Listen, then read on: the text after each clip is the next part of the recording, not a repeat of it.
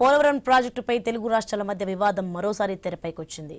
పోలవరం రెండో దశ పనుల కోసం సీఎం చంద్రబాబు మంత్రులు కేంద్ర జలశక్తి మంత్రి సిఆర్ పాటిల్ను కలిసే నిధులు కోరారు. తమ విజ్ఞప్తిపై కేంద్ర మంత్రి సానుకూలంగా స్పందించాలని మంత్రి నిమ్మల వెల్లడించారు. దీనిపై తెలంగాణ స్పందించింది. పోలవరం ప్రాజెక్టు రెండో దశ పనులు ఆపాలని ప్రాజెక్టు అధికారికి తెలంగాణ సర్కార్ లేఖ రాసింది.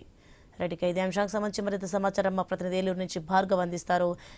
భార్గవ్, పోలవరం ప్రాజెక్టుపై తెలుగు రాష్ట్రాల మధ్య వివాదం నెలకొంది. దీనికి సంబంధించిన పూర్తి అప్డేట్స్ ఏంటి?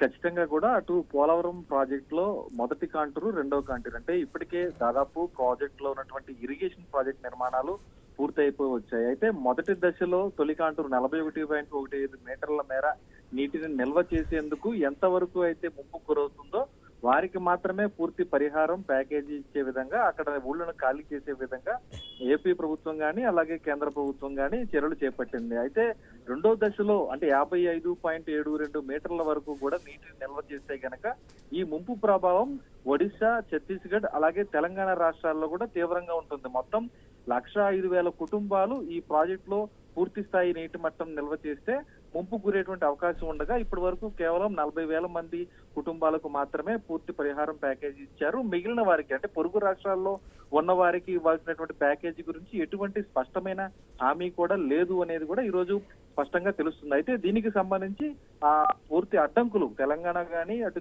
ఒరిస్సా, ఛత్తీస్గఢ్ గానీ సుప్రీంకోర్టులో కూడా వ్యాజ్యం వేయడం, దీనికి సంబంధించి ఉమ్మడి సర్వే చేయాలని ఆదేశించడం, పీపీఏ ఆధ్వర్యంలో 3 రాష్ట్రాలతో కలిసి సంయుక్తంగా సర్వే అనేది కూడా కొనసాగుతుంది.